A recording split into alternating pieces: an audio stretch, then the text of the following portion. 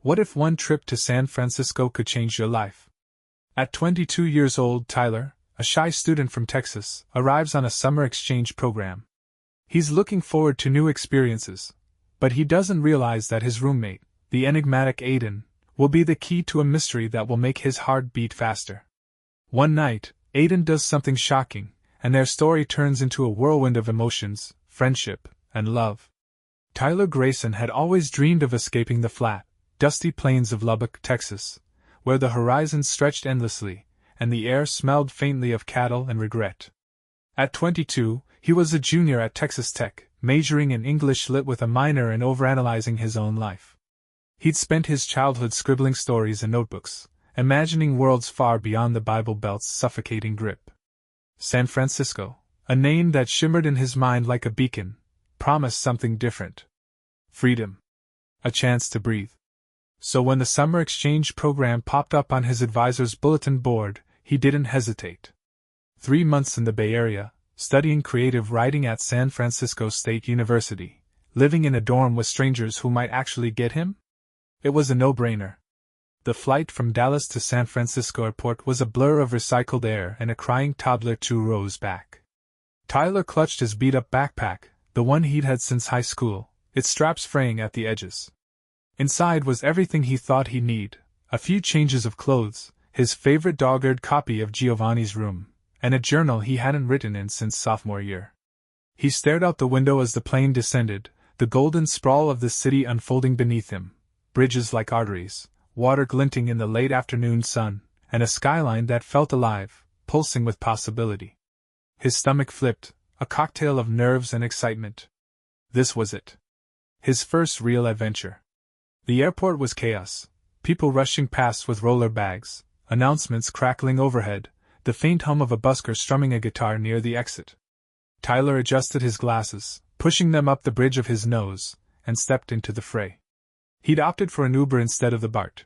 He wasn't ready to navigate public transit in a city he'd only seen in movies.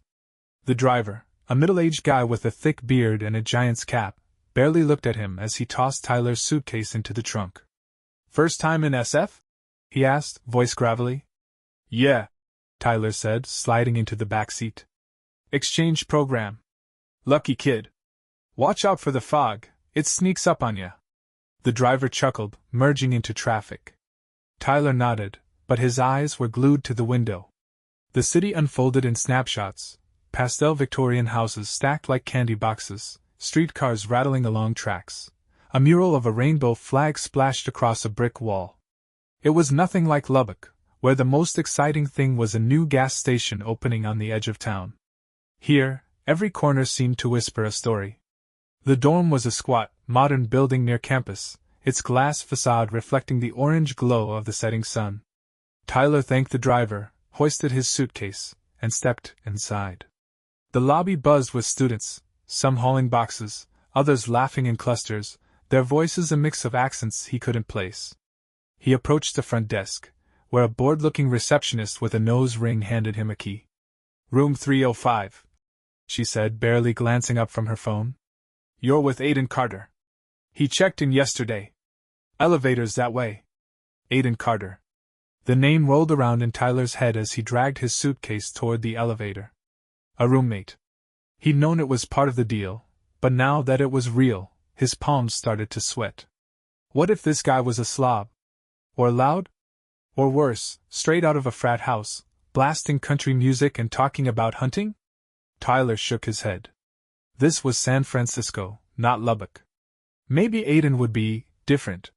The elevator dinged, and he stepped into a narrow hallway lined with numbered doors. 305 was at the end, its paint chipped around the edges.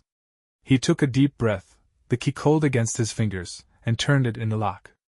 The door creaked open, revealing a small room bathed in the soft light of a desk lamp. 2 twin beds sat against opposite walls, a shared desk by the window, and a view of a street below where a cable car clanged faintly in the distance. And there, sitting at the desk with a book in his hands, was Aiden. He looked up, startled, his green eyes catching the light like sea glass. His dark hair was a mess of loose waves, falling just above his shoulders, and he wore a faded black hoodie that hung off his lean frame. For a split second, Tyler forgot how to speak. Aiden wasn't just good-looking, he had this quiet intensity. Like he was holding a secret he wasn't sure he wanted to share. "You Tyler?" he asked, his voice low and even, with a hint of something, maybe a Midwestern drawl. Yeah," Tyler managed, stepping inside and letting the doors swing shut behind him. "Tyler Grayson." "Hey." Aiden stood, setting the book down, a worn copy of the picture of Dorian Gray. He crossed the room in 2 strides and offered his hand. "Aiden Carter. Nice to meet you." His grip was firm, his skin cool against Tyler's clammy palm. Up close, Tyler noticed the faint freckles dusting Aiden's nose, the way his glasses perched slightly crooked on his face. He looked like the kind of guy who spent more time in his head than in the world. "Same," Tyler said, forcing a smile.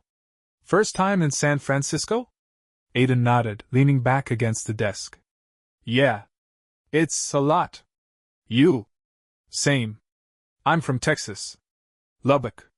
Not exactly a hot spot." Tyler set his suitcase by the empty bed, unzipping it to give his hands something to do. The room felt small with both of them in it, the air thick with that awkward newness of meeting someone you'd be living with for months. "Lubbock, huh? Never been," Aiden said, watching him unpack. "I'm from Iowa. Small town, cornfields, the works. San Francisco's like stepping onto another planet." Tyler laughed, the tension in his chest easing a little. "Tell me about it. I saw a guy juggling fire on the way here. That doesn't happen back home." Aiden's lips twitched into a half-smile, quick and gone like a flicker of lightning. "Yeah, well, get used to weird. This city's full of it." He turned back to the desk, picking up his book again, but his eyes darted to Tyler every few seconds. It wasn't obvious, just enough to make Tyler wonder if he was imagining it. The next hour passed in a quiet dance of settling in. Tyler hung his clothes in the tiny closet, stealing glances at Aiden as he flipped pages. The guy didn't say much, but there was something about him, something magnetic. Maybe it was the way he sat, legs crossed casually, or how his fingers traced the spine of his book like it was an old friend. Tyler caught himself staring once and quickly looked away, heat creeping up his neck.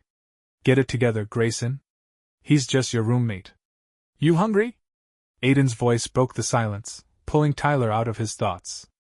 Yeah, actually," he said, realizing his stomach had been growling for the last 10 minutes.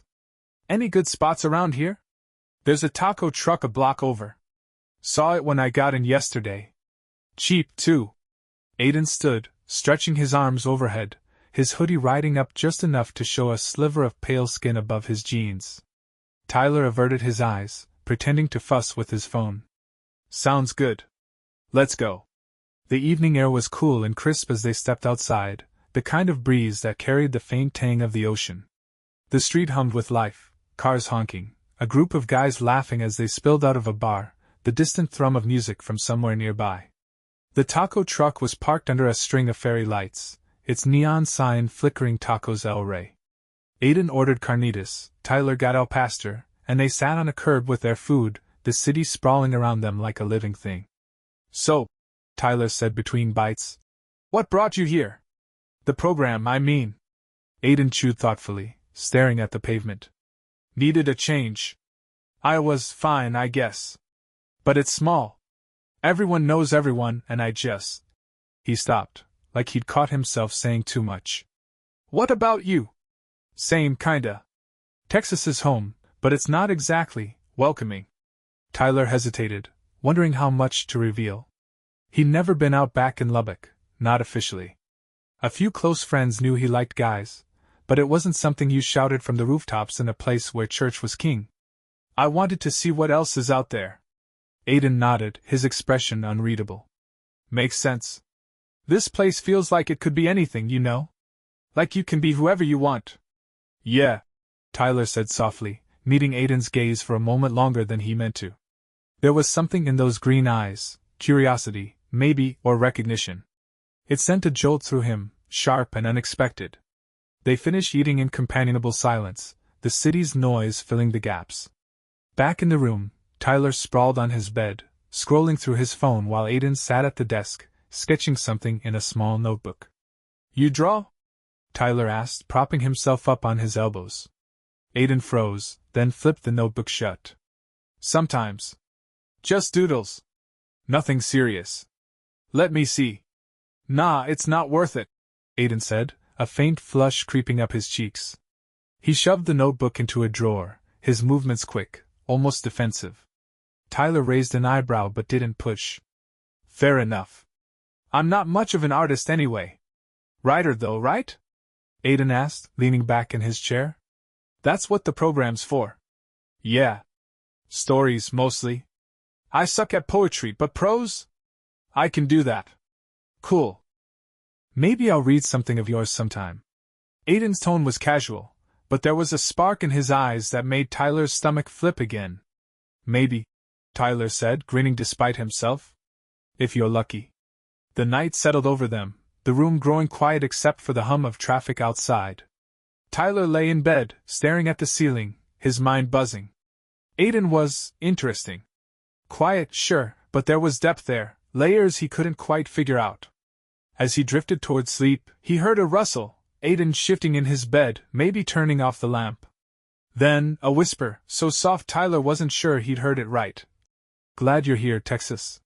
He opened his eyes, but Aiden's back was to him, the room dark. Tyler's heart thudded against his ribs. Me too, he murmured, too quiet for Aiden to hear. Something told him this summer was going to be more than he'd bargained for, and it was only day one. The first few days in San Francisco slipped by like a dream Tyler hadn't known he'd been waiting to have. He and Aiden fell into a rhythm that felt oddly natural, mornings spent grabbing coffee from a hole-in-the-wall spot near campus, afternoons wandering the city's steep streets, evenings sprawled in their dorm room trading stories about home. Tyler told Aiden about the time he'd gotten stuck in a dust storm on his bike, coughing up red dirt for hours. Aiden countered with a tale of sneaking into an abandoned barn in Iowa, only to find it full of stray cats. They laughed, the sound bouncing off the dorm's thin walls, and Tyler started to think maybe this roommate thing wouldn't be so bad. But there was something about Aiden that kept him on edge. It wasn't just the way he'd catch Aiden watching him sometimes, those green eyes sharp and searching, or how he'd clam up when Tyler asked anything too personal. It was the little things, the way Aiden's fingers twitched when he was nervous, the notebook he'd slammed shut if Tyler got too close. Tyler didn't push, though. He'd learned back in Lubbock that some people needed space to unfold, like pages in a book you couldn't rush through. The fourth night, everything changed. Tyler had crashed early, exhausted from a day trekking through Golden Gate Park. The room was dark, the only sound the faint hum of the city filtering through the cracked window. He'd been dreaming, something vague about running through fog, his sneakers slapping wet pavement, when a rustle yanked him awake. His eyes fluttered open, adjusting to the dim glow of moonlight spilling across the floor. And there was Aiden, standing over his bed. Tyler froze, his breath catching in his throat. Aiden's silhouette was sharp against the window, his hair a wild halo in the silver light. He held something in his hands, a folded piece of paper, edges worn like it had been carried too long. His face was shadowed, but his eyes glinted, wide and unsteady. Tyler, he whispered, voice so low it barely cut through the silence. This has to stay between us, okay? What? Tyler croaked, sitting up, his heart slamming against his ribs. Sleep still clung to him, muddling his thoughts. Aiden, what's going on? Aiden didn't answer. He just stepped closer, close enough that Tyler could smell the faint cedar of his hoodie, and pressed the paper into Tyler's hand. His fingers brushed Tyler's palm, cool and trembling, before he pulled back like he'd been burned. Just keep it safe, he said, then turned and slipped back to his side of the room, disappearing into the dark. Tyler stared at the paper, his pulse racing. It was a small square, creased down the middle, the kind of note you'd rip from a spiral notebook. He glanced at Aiden's bed. His roommate was already lying down, back to him, shoulders rigid like he was holding his breath. What the hell was this? Some kind of prank? A test? Tyler's mind spun, but the weight of the moment pinned him in place. He didn't unfold it, not yet. Instead, he tucked it under his pillow, his fingers lingering on the edge as he lay back down. Sleep didn't come. The room felt charged now, the air thick with questions Tyler couldn't voice. What was Aiden hiding? And why him? He replayed the scene in his head, the whisper, the tremble in Aiden's hands, the way his eyes had locked on Tyler's for that fleeting second. It wasn't fear he'd seen there. It was something else. Vulnerability, maybe. Trust. Morning broke gray and heavy, fog rolling in off the bay like a shroud. Tyler woke to the sound of Aiden shuffling around, pulling on his shoes. He sat up, the notes still burning a hole under his pillow. "Hey," he said, voice rough with sleep. "You okay?" Aiden paused, one hand on the doorknob. He didn't turn around. "Yeah. Just need some air. Be back later." And he was gone, the door clicking shut behind him. Tyler waited until the footsteps faded down the hall before fishing the note out. His hands shook as he unfolded it, the paper crinkling in the quiet. Scrawled in Aiden's messy handwriting was an address, 417 Castro Street. Nothing else, no explanation, no name, just those 3 words staring up at him. He grabbed his phone, thumbs hovering over the keyboard. Google Maps pulled up the spot, a bookstore in the Castro district, a rainbow-flagged heart of the city's gay history. Why there? What was Aiden dragging him into? He could have waited, could have let Aiden come back and explain himself. But something, curiosity, adrenaline, maybe the pull he'd felt since that first handshake, pushed him out of bed. He threw on a jacket, stuffed the note in his pocket, and headed out. The fog clung to his skin as he navigated the Muni, the train rattling toward the Castro. His mind raced with possibilities. Was this some kind of scavenger hunt? A confession? Or something darker? The bookstore was a narrow sliver of a place, wedged between a coffee shop and a vintage clothing store. Its sign read bound together in faded red letters, and the window was plastered with flyers, drag shows, poetry readings, a memorial for someone lost to time. Tyler pushed the door open, a bell jingling overhead. The air inside smelled of old paper and dust, shelves groaning under the weight of books. A guy with a gray beard and a tie-dye shirt looked up from the counter. "Help you?" Maybe," Tyler said, shifting on his feet. "I'm looking for something. Not sure what." He pulled out the note, holding it up. "This mean anything to you?" The guy squinted at it, then nodded. "Back corner. Look for the black box on the 3rd shelf. Someone left it here a while back." He waved a hand dismissively, turning back to his newspaper. Tyler's stomach twisted as he wove through the stacks. The back corner was dim, lit by a single bulb flickering overhead. And there it was, a small black box, no bigger than a paperback, tucked between a biography of Harvey Milk and a dogged sci-fi novel. His fingers hesitated over it, the weight of the moment pressing down. He lifted the lid. Inside was a key. Old brass, with a tag tied to it by a fraying string. The tag read, "For AC don't forget." Tyler's breath hitched. "AC, Aiden Carter?" He turned the key over in his hand, its edges cool against his skin. What did it open? And why had Aiden given him the address instead of coming here himself? The bell jingled again. Tyler spun around, shoving the key into his pocket just as Aiden stepped inside. His hoodie was damp from the fog, his eyes wide with something like panic. "Tyler," he said, voice sharp. "What are you doing here?" "You tell me." Tyler shot back, holding up the note. "You drop this on me in the middle of the night, and then bolt? What's going on, Aiden?" Aiden's jaw tightened, his gaze flicking to the box on the shelf. "I didn't think you'd come." "Not yet." "Well, I did. So start talking." For a moment, Aiden didn't move. Then he sighed, running a hand through his hair. "It's complicated. That key, it's my uncle's. He died years ago, back in the 80s. This place, this city, it was his. And I need to figure out what he left behind." Tyler stared at him, the pieces clicking into place but not quite fitting. "Why me? Why not just tell me?" Aiden met his eyes, and for the first time, Tyler saw past the walls, the quiet, the distance. "Because I trust you," Aiden said, voice barely above a whisper. "And I'm scared I can't do this alone." The air and bound together felt heavier after Aiden's words. Tyler stood there, the brass key still warm in his pocket, its edges pressing into his palm like a question he couldn't yet ask. Aiden's confession hung between them, raw, unguarded, a crack in the armor Tyler hadn't even realized he'd been trying to pierce. "I trust you," Aiden had said, and those 3 words hit harder than the mystery itself. Tyler's chest tightened, a mix of adrenaline and something softer he didn't want to name. Okay, Tyler said finally, his voice steadier than he felt. So what's the key for?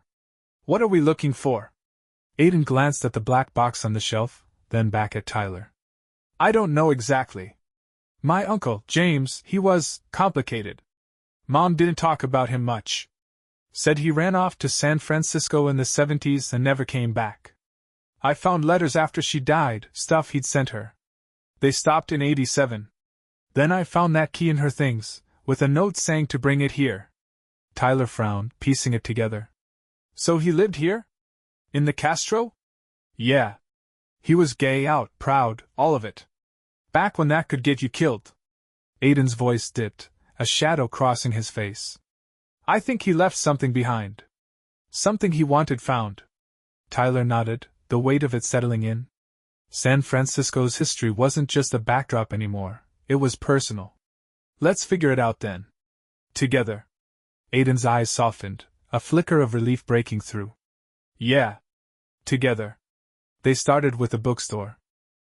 The guy at the counter, Earl, his name tag read, grunted when they asked about James Carter.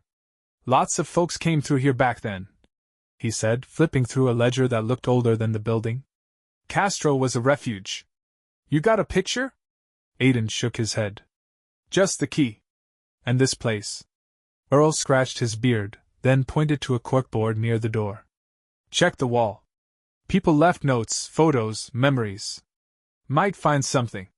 The board was a patchwork of faded Polaroids, handwritten letters, and flyers yellowed with age. Tyler scanned it, his fingers brushing over a grainy shot of 2 men laughing outside a bar, arms slung around each other. Aiden stood beside him, close enough that their shoulders almost touched. There, he said suddenly, pointing to a small card pinned near the bottom. It was a black and white photo of a man, maybe 30, sharp jaw, dark hair, leaning against a lamppost, a faint smile on his lips. Below it, in neat script, James C., 85. Always dancing. That's him? Tyler asked. Aiden nodded, swallowing hard. Looks like the one picture Mom kept. Yeah. Tyler unpinned the photo, turning it over. On the back, scrawled in different handwriting, Locker 12, Old Jim. 4J. His pulse quickened. Old Jim? Earl overheard, leaning over the counter. Castro Street Gym. Used to be a hangout back in the day, workouts, cruising, you name it. Closed in the 90s, but the building's still there. Corner of 18th. Aiden took the photo, his fingers trembling slightly. Locker 12. That's where the key goes. The walk to the gym was quiet, the fog thinning as the sun climbed higher. The Castro buzzed around them, rainbow crosswalks gleaming, a drag queen in a sequined dress handing out flyers, the hum of life that felt both foreign and familiar to Tyler. Aiden kept the photo in his hand, staring at it like it might speak. Tyler wanted to say something, anything, to break the silence, but the word stuck. What do you say to someone chasing a ghost? The old gym was a relic, its brick facade weathered, windows boarded up with graffiti-tagged plywood. A for lease sign hung crookedly by the door, which creaked open when Aiden pushed it. Inside, the air was stale, thick with dust and the echo of forgotten sweat. Rows of rusted lockers lined one wall, their paint peeling like old skin. Tyler's sneakers scuffed the floor as they moved toward number 12. Aiden slid the key into the lock. It turned with a soft click, and the door swung open. Inside was a small bundle wrapped in cloth, a journal, its leather cover cracked, and a stack of letters tied with twine. Aiden lifted the journal, his breath hitching as he opened it. The first page read, James Carter, 1983. For whoever finds this. Tyler peered over his shoulder as Aiden flipped through. The pages were a mix of diary entries and sketches, street scenes, faces, a pair of hands clasped under a dim light. One entry caught Tyler's eye, October 85. Met her tonight. He makes the noise quiet. Don't know how long we've got, but I'd fight for every second. The handwriting was shaky, urgent. R? Tyler asked. Someone he loved, maybe, Aiden said, his voice tight. He turned to the letters, untying the twine. They were from James to his sister, Aiden's mom, postmarked through the 80s. The last one, dated March 87, was short: "Sis, I'm sick. Docs say it's bad.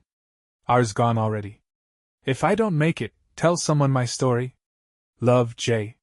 Aiden sank to the floor, the letter crumpling in his hand. "AIDS," he whispered. "He didn't run off.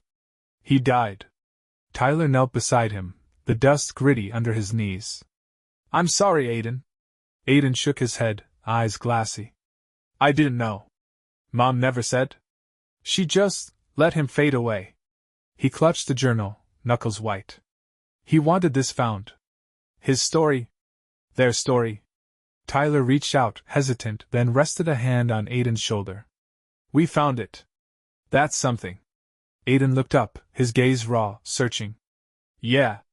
But why me? Why now?" "Maybe he knew you'd get it," Tyler said softly. "You're here, aren't you? In his city." Aiden's lips twitched, not quite a smile. "Guess so." He stood, brushing off his jeans, the journal still in his grip. "Let's take this back. I need to read it, all of it." Back in the dorm, they sat on Aiden's bed, the journal open between them. The pages unfolded James's life: a runaway from Iowa, a dancer in dive bars, a lover who found her in the chaos of the Castro's golden years. Each entry was a shard of a man Tyler would never meet but felt he knew. Aiden read aloud sometimes, his voice breaking on lines like, "R says we're invincible, but I see him fading. I'd give anything to keep him." Tyler listened, his chest tight. He'd read about the AIDS crisis in books, seen documentaries, but this was different, personal, a bridge from past to present. And Aiden, sitting there with his uncle's words, was part of it now. "He was brave," Tyler said when Aiden paused. "Living like that, loving like that." "Yeah," Aiden murmured. "Braver than me." "You're here," Tyler countered. "That's brave." Aiden met his eyes, and for a moment, the room shrank to just them, the journal, the past, the unspoken pull Tyler couldn't ignore. "Thanks, Tyler," Aiden said, voice low. "For doing this with me." "Wouldn't miss it," Tyler replied, a grin tugging at his lips despite the ache in his throat. "What's next?" Aiden flipped to the last page. A sketch of the Golden Gate Bridge stared back, with a note, "Scatter me here. With R. This," he said, tapping it. "He wanted his ashes there." Tyler nodded, the pieces locking into place. "Then we'll make it happen." The Golden Gate Bridge loomed in Tyler's mind like a promise, or a dare. 4 days after finding James's journal, he and Aiden pored over its pages, piecing together a life cut short but fiercely lived. Each entry tightened the knot in Tyler's chest, a mix of awe and grief for a man he'd never meet. Aiden, though, carried it heavier, his jaw tight, his silences longer. The sketch of the bridge on that final page wasn't just a request. It was a tether to a past he hadn't known he'd inherited. "We have to do it," Aiden said one night, voice firm. "For him. For them." Tyler didn't argue. He'd seen the way Aiden's hands shook when he read about R, the lover James had lost to the same plague that took him. Scattering ashes wasn't legal. Tyler had Googled it, but this wasn't about rules. It was about closure. "Okay," he said. "When?" "Tomorrow," Aiden replied, eyes glinting with resolve. "Before I lose my nerve." The next morning broke clear, a rare break from San Francisco's fog. They took the bus to the bridge, a small tin box tucked in Aiden's backpack, James's ashes, retrieved from a storage unit his mom had quietly kept all these years. Tyler sat beside him, the city blurring past, his stomach churning with nerves. "You sure about this?" he asked as the bridge's red-orange towers came into view. Aiden nodded, clutching the bag. "Yeah. It's what he wanted." They got off at the visitor's lot, the wind whipping off the bay, sharp and salty. Tourists milled around, snapping photos, oblivious to the weight of what Tyler and Aiden carried. The pedestrian path stretched ahead, a narrow ribbon flanked by railing and the endless drop to the water below. Tyler's sneakers thudded against the pavement as they walked, Aiden a step ahead, his shoulders squared like he was marching into battle. Halfway across, Aiden stopped. The bridge hummed beneath them, vibrating with traffic. He stared out at the horizon, the Pacific stretching vast and gray. "This is it," he said, voice barely audible over the wind. He pulled the tin from his bag, fingers fumbling with the lid. Tyler stepped closer, the air between them charged. Wait, Tyler said, glancing around. A family with a stroller was 100 yards back, a cyclist whizzing past. We need a distraction. Aiden's brow furrowed. What? Trust me. Tyler grabbed his phone, faking a loud call. Yeah, Mom, I'm on the bridge. You won't believe the view. He waved dramatically, drawing eyes away as Aiden slipped the lid off. The ashes caught the wind, a fine gray cloud spiraling out over the water, vanishing into the waves below. Tyler kept talking. No, I'm not jumping, promise! Until the tin was empty. Aiden exhaled, a shudder running through him. It's done! Tyler dropped the act, pocketing his phone. You okay? Aiden nodded, eyes wet but steady. Yeah. Thanks, Tyler. For everything. They stood there, the wind tugging at their clothes, the city sprawling behind them. Tyler felt it then, a shift, like the world had tilted just enough to let something new slip in. He's with her now, he said softly. Wherever they are. Aiden's lips twitched, a ghost of a smile. Hope so. The walk back was quieter, the weight of the moment settling into something lighter. Back in the dorm, they collapsed on Aiden's bed, the journal between them like a silent witness. What now? Tyler asked, propping himself on an elbow. Aiden shrugged, staring at the ceiling. Keep living, I guess. Like he did. Tyler watched him, the lines of his face softened in the dim light. He'd seen Aiden unravel over these weeks, guarded to open, scared to brave. And somewhere in that, Tyler had unraveled too. You're not like anyone I've met, he said, the words spilling out before he could stop them. Aiden turned his head, green eyes locking on Tyler's. Neither are you. A beat passed, then he added. Back in Iowa, I didn't know how to be me. Here, with you, it's easier. Tyler's heart thudded, loud enough he swore Aiden could hear it. Same.